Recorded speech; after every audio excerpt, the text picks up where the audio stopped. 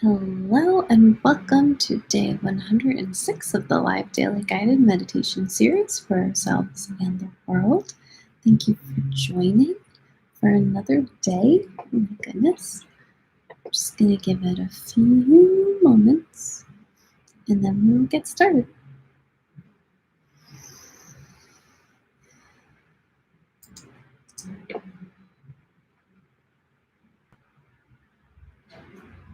Okay, I think I'm going to start. So again, welcome to day 106 of the live daily guided meditation series for ourselves and the world. Thank you so much for joining. I'm going to read you another quote from The Healing Power of Mindfulness by Jon Kabat-Zinn. And I just want you to think about, in meditation today, we're going to consider what this quote talks about, and considering it through an anti-racist lens. And this is also just talking about how mindfulness works in general. So, quote, "The unfortunate endemic product of not accepting things as they are in the only moment any of us ever have in which to live. But please be careful here. Acceptance doesn't, by any stretch of the imagination, mean passive resignation. Quite the opposite. It takes a huge amount of fortitude and motivation to accept what is, especially when you don't like it, and then work wisely and effectively as best you possibly can with the circumstances you find yourself in and with the resources at your disposal, both inner and outer, to mitigate, heal, redirect, and change what can be changed. Approaching experience in this way is sometimes called radical acceptance. Why? Because it goes to the root of things. It takes in and responds to how things actually are, underneath how they may appear to be, and any preferences or aversion we may be harboring for how things should be or should work out. Recognizing that letting go of the stories we tell ourselves about how things should be and who or what is to blame because they are not that way is hugely difficult. But by adopting such a stance, we give ourselves the possibility of perceiving a deeper truth to things, one that often reveals how we might hold the circumstances and conditions we find ourselves in, and act in ways that are wiser and more compassionate. Adopting a wiser and more accurate way of seeing and knowing and accepting of what is, the dynamics of what is are already different. And interesting shifts often follow in the wake of such a rotation in consciousness. Shifts that are only possible because you see a deeper truth that before you couldn't see because the story you were telling yourself isn't entirely true, if it's true at all, or too powerfully occluding your senses to let anything else in. So we're going to keep that in mind today for our meditation, and we will start. You can close your eyes and start breathing.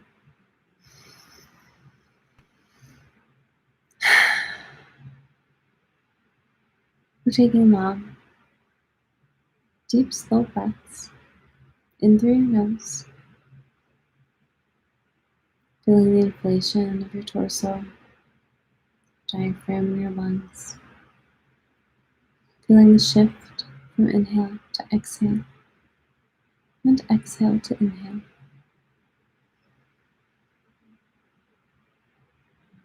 And then allowing your breath to leave your body with an audible sigh.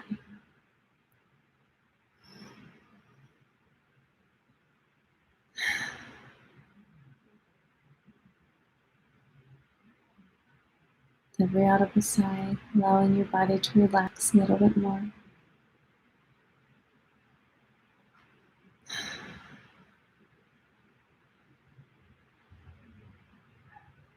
Noticing if you're holding your body in any particular way, or holding tension in any part of your body. Just starting to let it go. Starting to ground and center into your seat and into yourself. Starting to find stillness within you.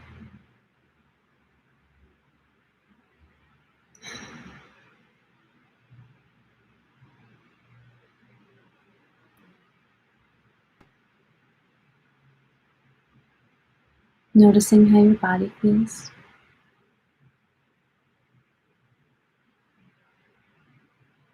Any body sensations you might be experiencing. Noticing your mood today, or any emotions you might be experiencing.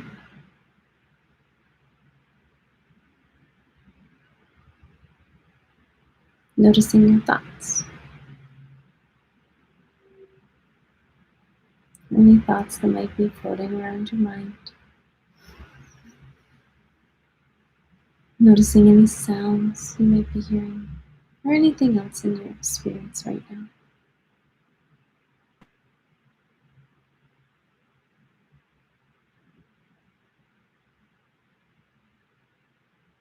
And remembering that we're not judging them, we're trying to change them. We're just trying to notice what is happening in this very moment that we are in.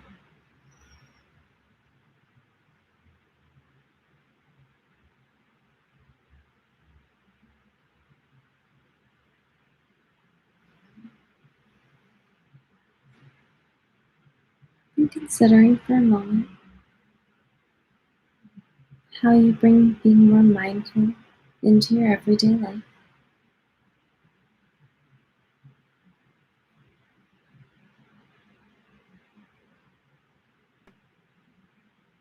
Mindfulness isn't just meant for meditation.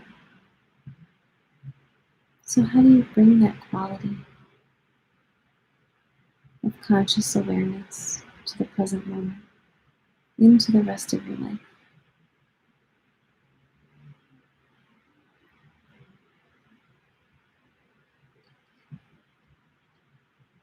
Have you noticed any shifts or changes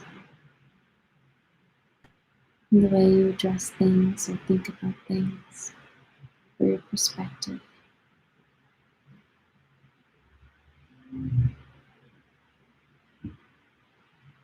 How does being mindful help you with the stories you may tell yourself?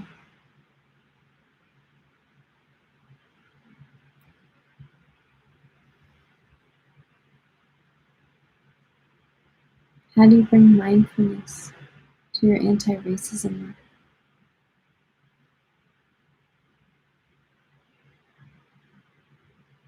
How does being mindful help you to show up in new or different ways?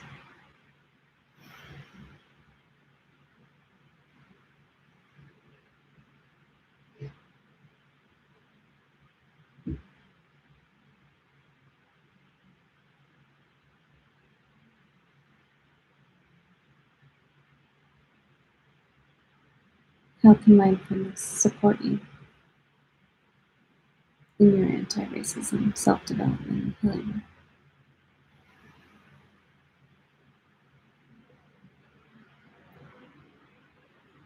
And how does mindfulness help you when you're faced with new ideas that might be difficult for you,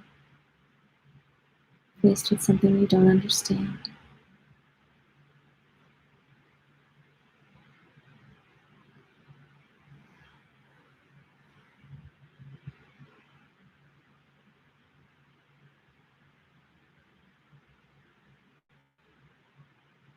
How does the mindfulness help you understand yourself better in these situations?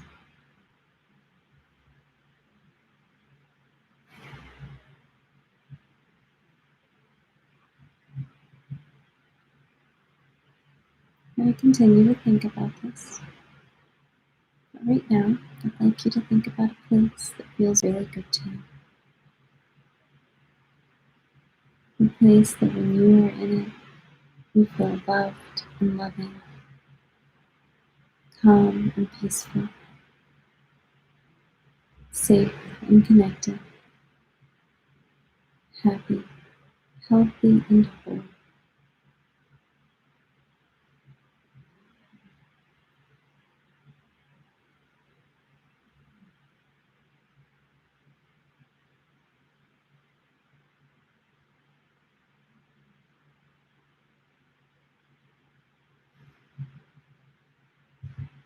Allow the good feelings that you generate, imagining yourself in this space,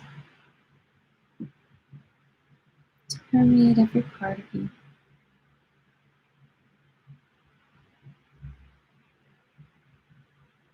Notice how you experience these good feelings.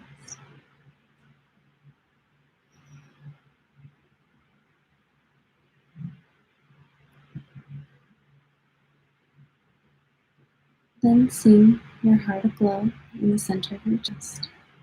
With every breath in, breathing in these good feelings into your heart center, and watching it grow and expand easily and effortlessly, filling the whole of your chest and then the whole of your body,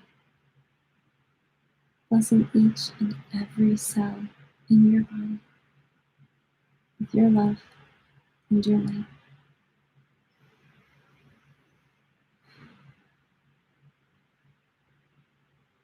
And your heart light continues to grow, bursting out of your body into the space around you, filling your home, your place of work, or wherever you may be right now. Blessing each and every living being in the space that you're in with your love and your light.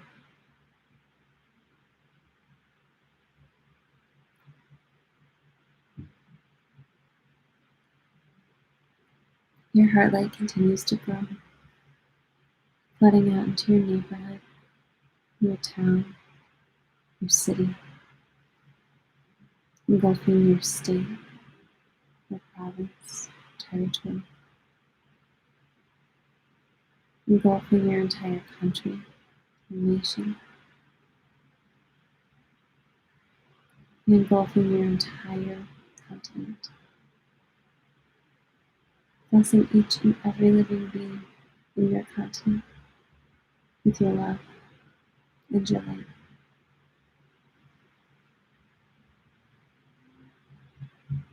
And your heart light continues to grow, going deep down into Mother Earth, connecting you with her wisdom, her abundance, and her harmony. As you bless her with your love and your light, and as you come into resonance with Mother Earth.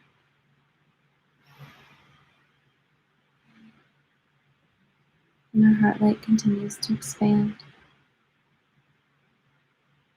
engulfing the entire planet, blessing each and every living being, each and every person, each and every group of people, each and every government and society, culture, system and institution and organization,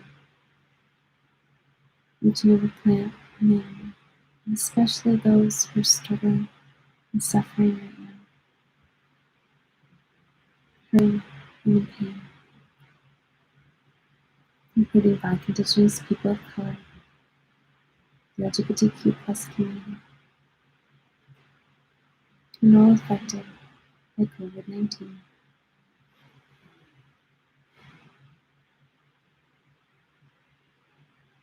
We bless them with empathy and compassion, support,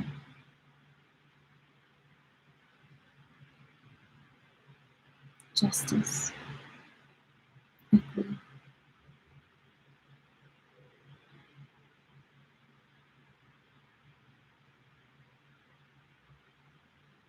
and continuing to work for change to create a more just, equitable, loving, and healing world for the highest and greatest good of all.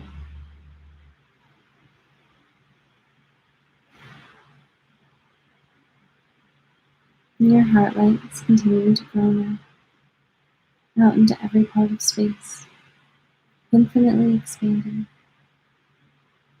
just as the universe is infinitely expanding. just as the divine is infinitely expansive, because you are the universe and the divine. You are infinite and you are love. We're going to sit with this expanded state of love for a moment longer,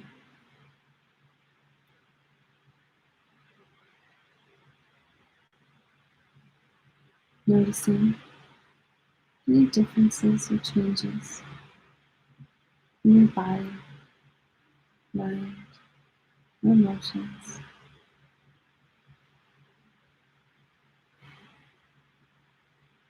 And considering again how mindfulness benefits you, how you use it in your everyday life,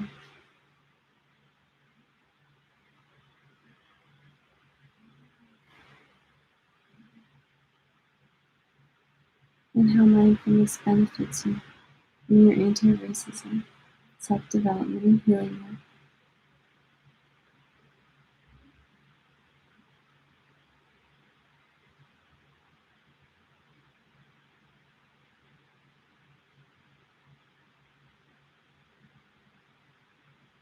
And what this looks like practically in your life.